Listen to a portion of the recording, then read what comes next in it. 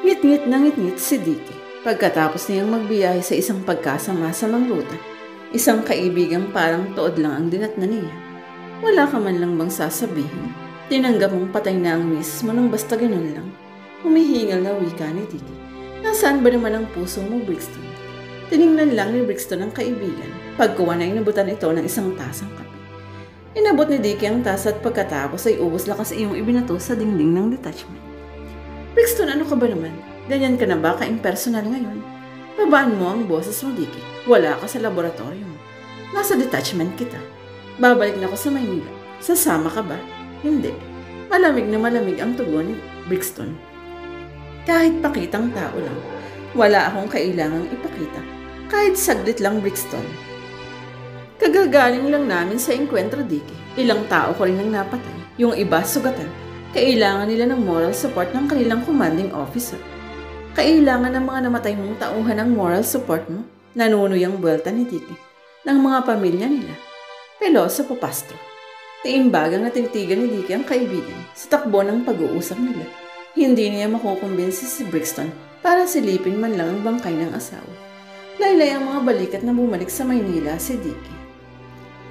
Nang gabing iyon, nilusob ng hindi matiyak na bilang ng mga rebelde ang bandera detachment.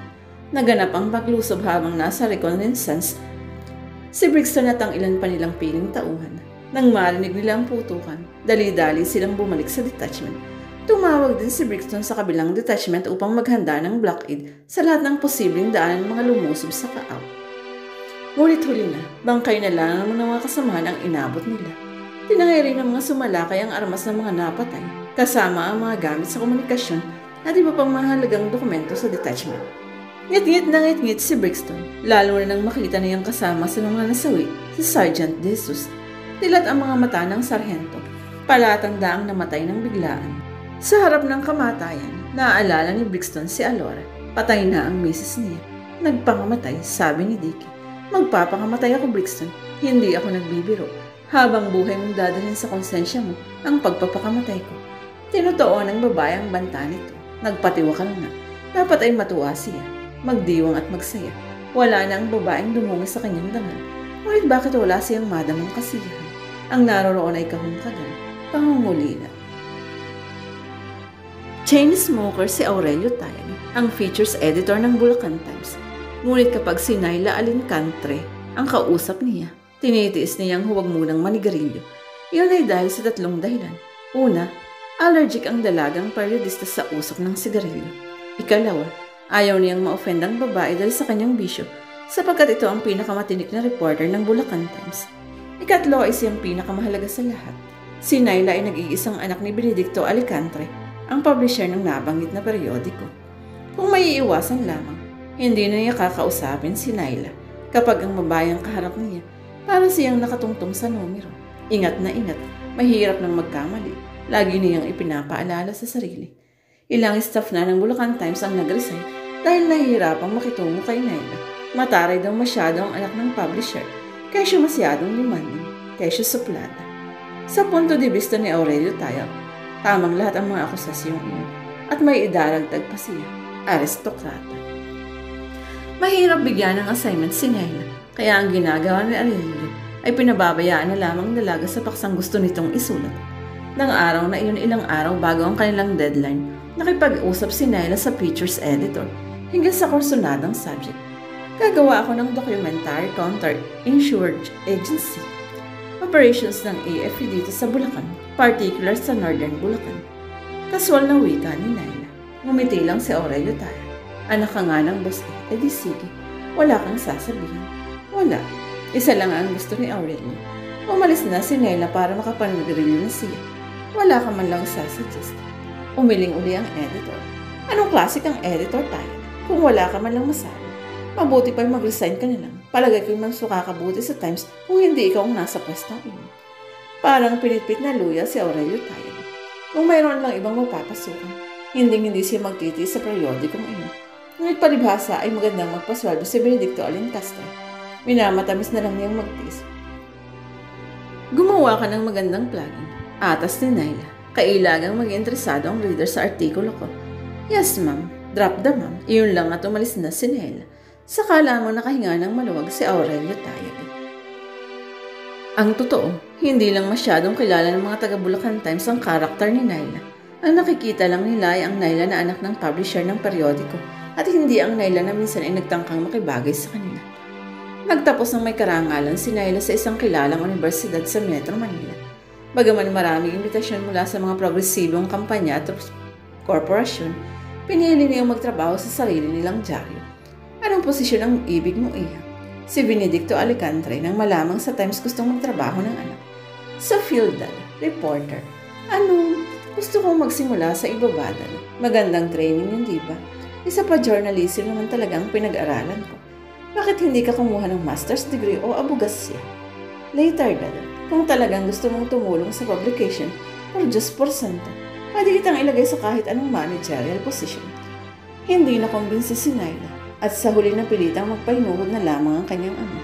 Sa mga unang araw niya bilang reporter, ginawa ni Naila ang lahat upang mapalapit sa mga kapwa-reporter ng empleyado ng Times.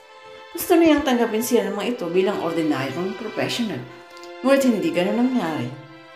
Simulat sa pool, napuna ni Naila ang mga trato sa kanya ng mga kasama na ay anak ng boss, laging may distansya. May hindi nakikitang muog ng pagitan nila.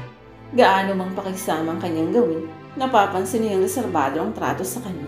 Hindi niya matanggap bilang siya. Lagi siyang kakabit ng anino ng ama.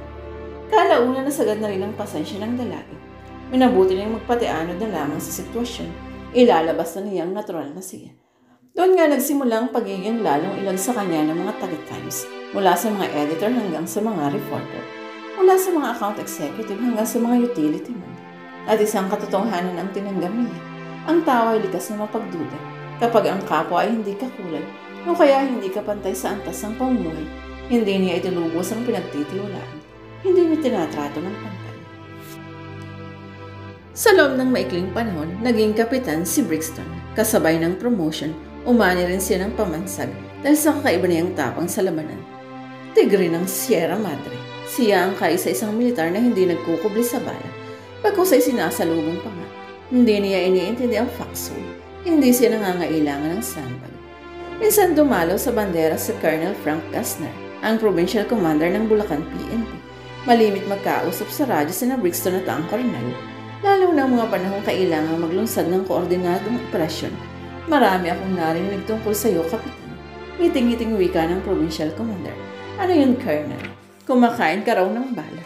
At nagtawa ang Colonel nang uwitin pa ng konti ang pagkakahulina ni ID Amin. Natawa rin si Brixton, bagaman halatang pilit. Konting ingat, mister. Baka hindi mo abitin ang ranggo ko kung lagi kang ganyan. Hindi ko naman inaambisyong tumaas ang ranggo ko, Colonel. Ginagawa ko lang ang gusto kong gawin.